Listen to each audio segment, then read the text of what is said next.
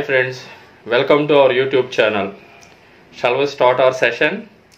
So, going forward with our definition part, the next definition in UGMP Annexer is biological indicators. So, the guidance is explained. Biological indicator is a population of microorganisms inoculated onto a suitable medium, example solution, container or closure, and placed within a sterilizer or a load or a room locations to determine the sterilization or disinfection cycle efficacy of a physical or chemical process. The challenge microorganisms is selected and validated based upon its resistance to the given process. Incoming lot, D-value, microbiological count and purity define the quality of biological indicator. Here, guidance explain what is a biological indicator. Biological indicators are the challenge microorganisms used in the specifically in the validation studies of sterilization cycles and also disinfection cycles.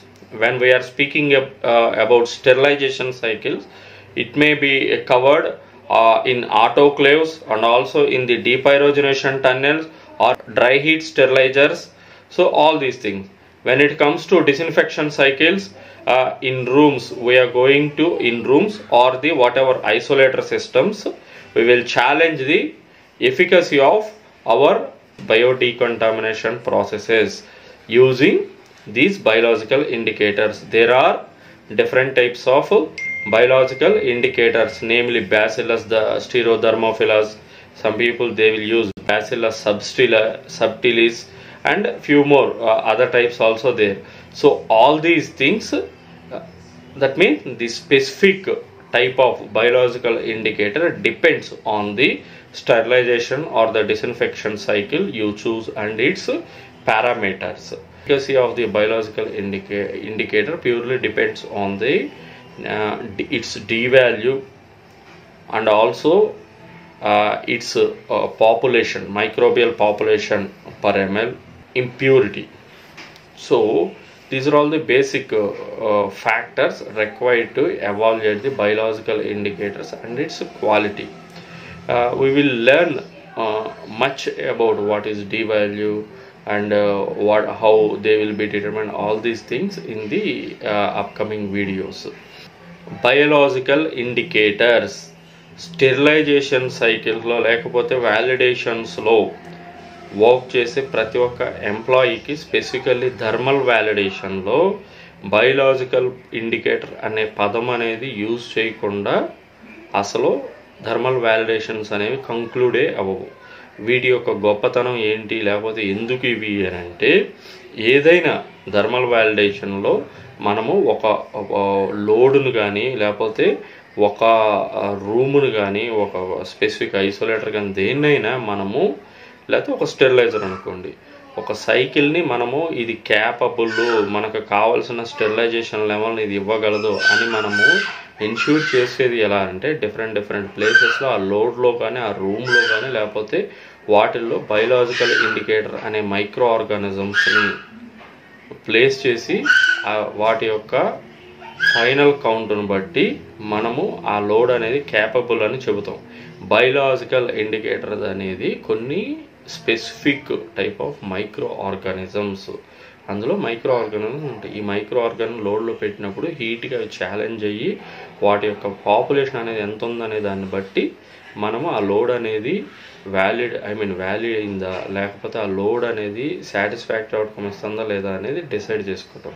So ఈ biological ఇండికేటర్లో ఉండే organisms యొక్క పేర్లు ఏంటి అని అంటే, నేను 1 or 2 చెప్తాను. Like bacillus స్టీరోథర్మోఫిలస్ అంటారు, బాగా అందరికీ తెలిసింది.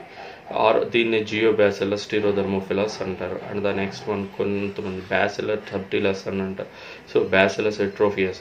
ఇవన్నీ ఏంటంటే మనము వాడే సైకిల్ లేకపోతే మన యొక్క అవసరాన్ని బట్టి ఆర్గానిజం సెలెక్షన్ అనేది ఉంటుంది.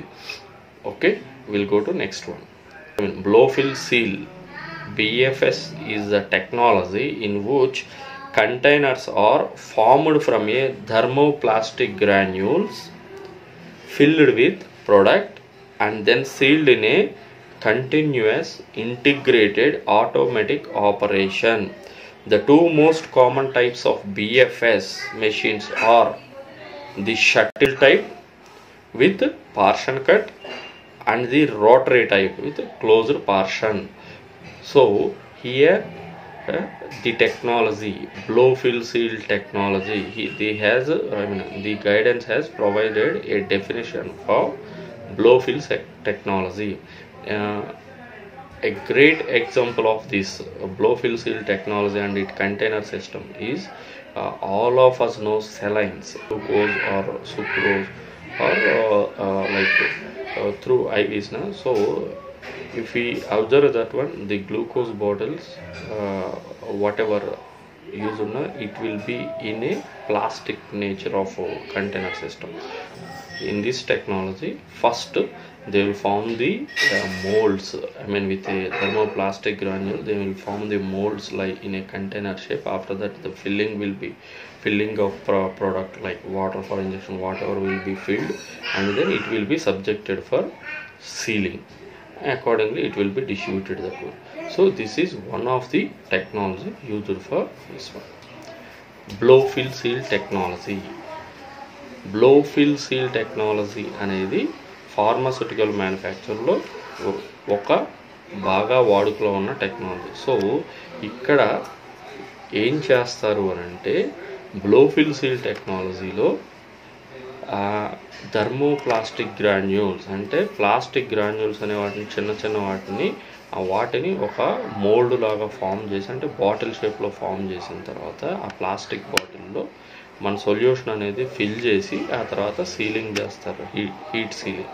సో దీనికి బెస్ట్ ఎగ్జాంపుల్ ఏంటి అంటే, మన అందరం చూస్తాం సెలైన్ బాటిల్స్, అట్లాగే water for injection liquid bottles. మనం హాస్పిటల్లో ఎవరైనా కానీ అడ్మిట్ అయినప్పుడు చూసారా, తీసుకొచ్చి ప్లాస్టిక్దే ఉంటుంది అనేది, అది ఒక best example BFS technology. So ఈ ప్రాసెస్ గురించి ఇంకా డీటెయిల్డ్గా మనం మన అప్కమింగ్ వీడియోస్లో తెలుసుకుందాం. Campaign manufacture, a manufacture of a series of batches of the same product in sequence in a given period of time with strict adherence to established and validated control measures. Campaign manufacturing, this is one of the strongest tool used to avoid cross contamination in multi-product sharing facilities. So here they have clearly indicated that campaign manufacture is a process of manufacturing where multiple batches of same product shall be manufactured in a single period window by adhering to the strict validated processes. Ideally, in case of high potent drug products, usually this approach will be followed to avoid cross contamination and also contamination of the previous product in the subsequent products. Campaign manufacturing అంటే కొన్నిసార్లు కొన్ని facilities different product, అంటే ఒకే product కోసం ఒక facility ఉండే cases అనేవి చాలా తక్కువగా ఉంటాయి విత్ రెస్పెక్ట్ టు ఫైనాన్షియల్ ఆస్పెక్ట్స్గా కానీ. సో మల్టీ ప్రొడక్ట్స్ తయారు చేసే ఫెసిలిటీస్లో ఒక ప్రోడక్ట్ యొక్క ట్రేసెస్ అనేవి నెక్స్ట్ ప్రోడక్ట్లో రాకుండా ఉండటానికి, అండ్ ఆల్సో ఏంటంటే ఇటువంటి కంటామినేషన్ అవాయిడ్ చేయడం కోసం నాకు ఈ ఇయర్లో క్యాంపెయిన్ మ్యానుఫ్యాక్చరింగ్ ప్రాసెస్ అనే దాన్ని అడాప్ట్ చేసుకుంటారు. ఎలా అంటే, ఒక స్పెసిఫిక్ పీరియడ్ ఆఫ్ టైం ఒకే ప్రోడక్ట్కి సంబంధించిన అన్ని బ్యాచెస్ బై సపోజ్ 10 బ్యాచెస్ ఉన్నాయి అనుకోండి, 10 బ్యాచెస్ సీక్వెన్స్లో వితిన్ 1 మంత్ 10 బ్యాచెస్ వేస్తారు. ఇది అయిపోయిన తర్వాత ఫుల్ లెవెల్లో క్లీనింగ్స్ అగైన్ బేస్డ్ ఆన్, ఎందుకంటే ప్రొడక్ట్ టు ప్రొడక్ట్ క్లీనింగ్ అని, అట్లాగే ప్రొడక్ట్ సేమ్ ప్రొడక్ట్ ఉన్నప్పుడు cleaning type A, type B, type C cleanings అని ఉంటాయి. సో వీటి యొక్క క్లీనింగ్ అనేది ప్రాసెస్ను బట్టి, దాని యొక్క క్రిటికాలిటీని బట్టి ప్రొడక్ట్ టు ప్రొడక్ట్ చేంజ్ అవ్వనప్పుడు ఒక టైప్ ఆఫ్ క్లీనింగ్ని అడాప్ట్ చేసుకుని అంత థరోగా ఎక్కడా కూడా చిన్న ట్రేసెస్ అనేవి ఉండే ఛాన్స్ లేకుండా క్లీన్ చేసుకోవడానికి సో ఇది ఉపయోగపడుతుంది, దోహదపడుతుంది. అలాగే ఇది ఇంకో రకంగా ఎందుకు అంటే బ్యాచ్ టు బ్యాచ్ మధ్య క్లీనింగ్ యొక్క ఏదైతే మ్యాక్సిమం డ్యూరేషన్ కావాలో దాన్ని కన్సిడరింగ్, ఇప్పుడు సేమ్ ప్రోడక్ట్ అనుకోండి, క్యారీ ఓవర్ అనేది పెద్ద ఇబ్బంది అవుతుంది. సో అట్లాంటి కేసెస్లో బ్యాచ్ టు బ్యాచ్కి మధ్య ఉండే ఏదైతే డ్యూరేషన్ని అవాయిడ్ చేయటం కోసం ఇది ఒక రిస్క్ బేస్డ్ అప్రోచ్.